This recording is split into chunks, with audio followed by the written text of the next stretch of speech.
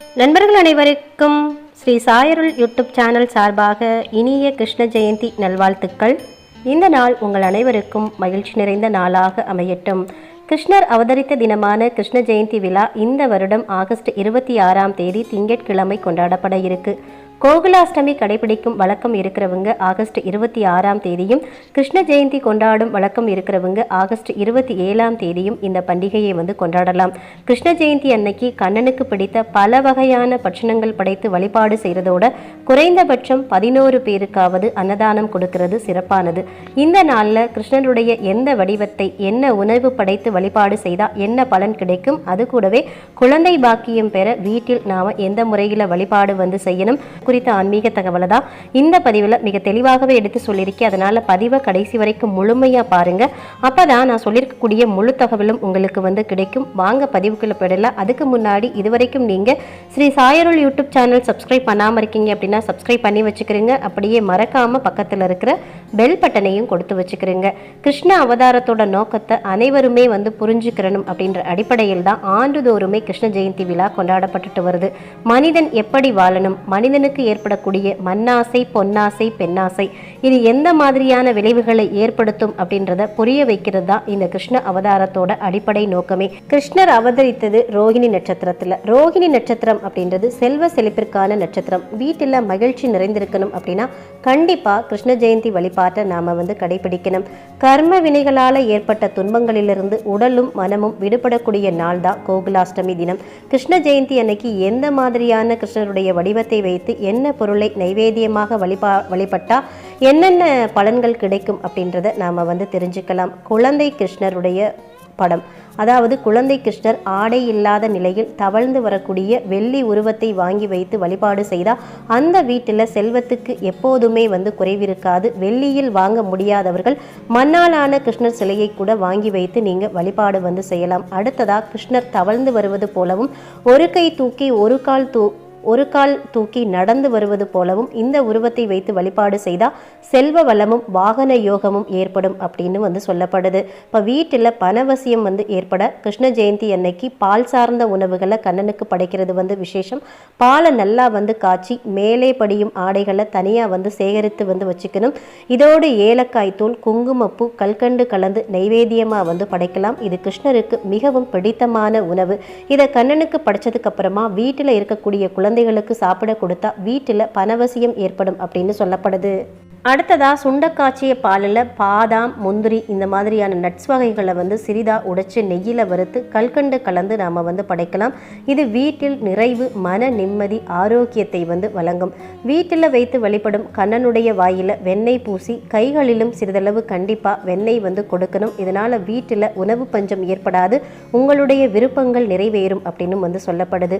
கிருஷ்ண ஜெயந்தி அன்னைக்கு ஆடி பாடி இசையால கண்ணனை மகிழ்விக்கிறதுனால அந்த வீட்டில் செல்வவசியம் ஏற்படும், வெற்றி கிடைக்கும். பெண்கள் கோலாட்டம், கும்மி, தாலாட்டு பாடல்கள் பாடி கண்ணனை மகிழ்விப்பது அப்படின்றது சிறப்பான ஒரு விஷயம். இப்போ குழந்தை பாக்கியம் இல்லாதவர்கள் குழந்தை பாக்கியம் ஏற்பட எப்படி வழிபாடு செய்யணும் அப்படின்னு பார்த்தீங்கன்னா, கண்ணனுக்கு வெண்ணெய் படைத்து அந்த வெண்ணெயை காலையில் வெறும் வயிற்றிலோ அல்லது இரவு தூங்குவதற்கு முன்போ சாப்பிட்டு வந்தால் குழந்தை பாக்கியம் ஏற்படும் அப்படின்னு சொல்லப்பட்டிருக்கு. குழந்தை இல்லாதவர்கள் தங்களுடைய படுக்கை அறையில் குழந்தை கிருஷ்ணர் பானைக்குள் கையை விட்டு வெண்ணெய் திருடுவது போன்ற படத்தை நீங்கள் மாட்டி வச்சுக்கலாம். இது மிகச்சிறந்த பலனை கொடுக்கும்.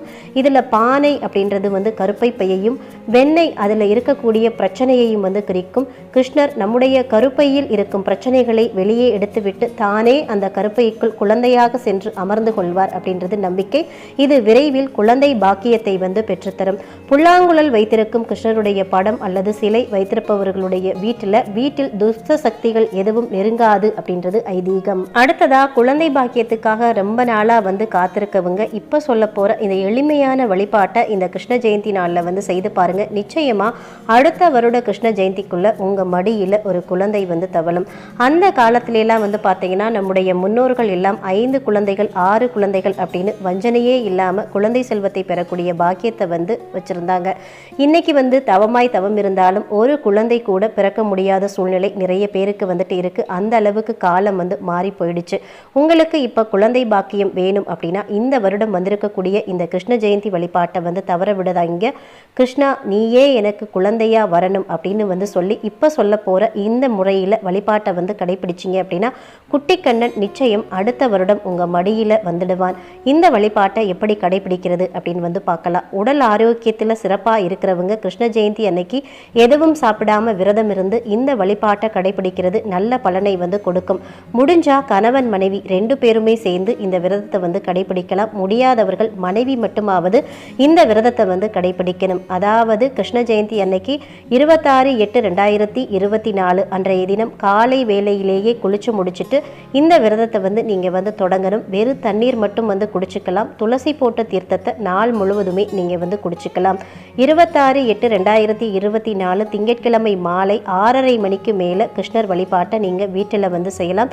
உங்களால் முடியும் அப்படின்னா நீங்கள் ரொம்ப நாள் குழந்தைக்காக முயற்சி செய்துக்கிட்டு இருக்கீங்க, ரொம்ப வருடமாக உங்களுக்கு குழந்தை இல்லை அப்படின்ற பட்சத்தில் சரியாக அஷ்டமி திதியும் ரோஹிணி நட்சத்திரமும் சேரக்கூடிய நேரத்தில் வழிபாடு செய்யணும் அப்படின்ற எண்ணம் உங்களுக்கு இருந்தால் இப்போ சொல்ல போகிற இந்த நேரத்தில் நீங்கள் வழிபாடு செய்கிறது சிறப்பு. அதாவது 27/8/2024 செவ்வாய்க்கிழமை காலை 6 மணியிலிருந்து காலை 7:20 அஷ்டமி திதியும் ரோஹிணி நட்சத்திரமும் சேர்ந்து இருக்கு. குழந்தை பாக்கியம் இல்லாதவங்க இந்த நேரத்தில் வழிபாட்டை கடைபிடிக்கிறது ரொம்ப ரொம்ப சிறப்பு. அப்படின்னா நீங்கள் 27ஆம் தேதி காலை வழிபாட்டை முடிச்சுட்டு மாலை 6 மணி வரைக்கும் சாப்பிடாம விரதம் இருக்கணும். இந்த வழிபாடு எப்படி செய்யணும் அப்படின்னா, அதாவது தவழ்ந்து வரக்கூடிய அந்த மாதிரி கிருஷ்ணர் இருப்பார் இல்லையா, அந்த மாதிரி அழகா இருக்கக்கூடிய குழந்தை கிருஷ்ணர் பொம்மையை உங்க வீட்டு பூஜை அறையில வாங்கி வைத்து அலங்காரம் பண்ணி வச்சுக்கிறீங்க. கிருஷ்ணருக்கு வெண்ணெய், அவல், பாலால் செய்யப்பட்ட இனிப்பு பலகாரங்கள் நைவேத்தியமாக வச்சுட்டு விளக்கு ஏற்றி தீபதூப ஆராதனை காமித்து உங்களுடைய பிரார்த்தனையை மனமுருகி கிருஷ்ணர்கிட்ட வைத்து வேண்டுதல் வைக்கணும். மற்றபடி முறுக்கு, சீடை, அதிரசம் இந்த மாதிரி பட்சணங்களும் வைக்கலாம். அது உங்களுடைய வசதியை பொறுத்தது. வழிபாட்டை நிறைவு பண்ணிக்கிட்டு பூஜை அறையில் குட்டி கிருஷ்ணர் வச்சிருக்கீங்க இல்லையா, அந்த கிருஷ்ணருக்கு வாயில வெண்ணெய் தடவிட்டு அந்த கிருஷ்ணரை எடுத்து குழந்தை பாக்கியம் இல்லாதவர்கள் தங்களுடைய மடியில் வைத்து கொண்டு அவரை தாளாட்டணும். உங்களுக்கு தெரிந்த கிருஷ்ணருடைய பாடலை பாடி மெல்லமா அவரை உங்க மடியில் வைத்து தாளாட்டி பாராட்டி சீராட்டி அவரே உங்கள் மடியில் குழந்தையாக வந்துவிட்டது போல மனநிறைவோடு இந்த வழிபாட்டை நீங்க செய்யுங்க. ஒரு 5 நிமிடம் கிருஷ்ணர் உங்க கையிலேயே இருக்கட்டும். பிறகு எடுத்து அதை பூஜை அறையில் வச்சிடுங்க. கிருஷ்ணருக்கு நைவேத்தியமா வெண்ணெய் வச்சிங்க இல்லையா, அந்த வெண்ணெயை உங்க வீட்டு ஃப்ரிட்ஜில் ஸ்டோர் பண்ணி வச்சுட்டு தினமுமே இதை உங்க வெறும் வயிற்றில் சாப்பிடணும். எனக்கு நீயே குழந்தையாக பிறக்க வேண்டும் கிருஷ்ணா அப்படின்னு சொல்லிக்கிட்டே இந்த வெண்ணெயை சாப்பிட்டுட்டு வாங்க. நிச்சயமா உங்களுக்கு அந்த கிருஷ்ணர் குழந்தையாக அடுத்த வருடத்துக்குள் பிறப்பான். இதுல எந்த ஒரு கவலையும் தேவை கிடையாது. அதே மாதிரி கிருஷ்ணர் மண்பானைக்குள்ள தன்னுடைய கையை விட்டு வெண்ணெயை அள்ளி எடுப்பது போல ஒரு திருவுருவ படம் கிடைத்தது அப்படின்னா அதை வாங்கி இந்த நாளில் உங்க வீட்டில் மாட்டி வைங்க. இந்த படத்தை அடிக்கடி பார்த்துக்கிட்டே இருங்க. சீக்கிரம் உங்களுக்கு குழந்தை பாக்கியம் கிடைக்கும் அப்படின்றது நம்பிக்கை. இந்த வருட கிருஷ்ண ஜெயந்தியை நீங்க கணவன் மனைவி 2 பேருமே சேர்ந்து கொண்டாடுவீங்க. அடுத்த வருடம் கிருஷ்ண ஜெயந்தி கணவன் மனைவி உங்க குழந்தையோடு சேர்ந்து கொண்டாடுவீங்க. அதுல எந்த ஒரு மாற்று கருத்தும் கிடையாது. மிக எளிமையான வழிபாட்டு முறை தான். இந்த கிருஷ்ண ஜெயந்தி நாளில் செய்து பாருங்க. நிச்சயமா அந்த கிருஷ்ணரே உங்களுக்கு மகனாக பிறப்பார். இந்த வருட கிருஷ்ண ஜெயந்தி நன்னாளில் அனைவருமே கிருஷ்ண பகவானை வழிபாடு செய்து அவரவர் வாழ்க்கையில் பெற வேண்டிய அத்துணை வளங்களையும் நலங்களையும் பெற்று அனைவரும் நலமாக வாழ வேண்டும் அப்படின்னு கிருஷ்ண பகவானை வேண்டிக்கிட்டு இந்த பதிவை இதோடு நிறைவு செய்ய. இந்த பதிவு உங்களுக்கு மிகவும் பயனுள்ள பதிவாக இருந்திருக்கும் நினைக்கிறேன். இந்த பதிவு பிடிச்சிருந்தா லைக் பண்ணிட்டு உங்க நண்பர்களுக்கும் ஃபேமிலி மெம்பர்ஸ்க்கும் ஷேர் பண்ணுங்க. அவர்களும் பார்த்து பயன்பெறட்டும். இந்த பதிவை பற்றின கருத்துக்களையும் உங்களுடைய சந்தேகங்களையும் கமெண்ட் செக்ஷன்ல சொல்லுங்க. மற்றொரு நல்ல பதிவில் சந்திப்போம். அதுவரை நன்றி, வணக்கம், வாழ்க பல்லாண்டு.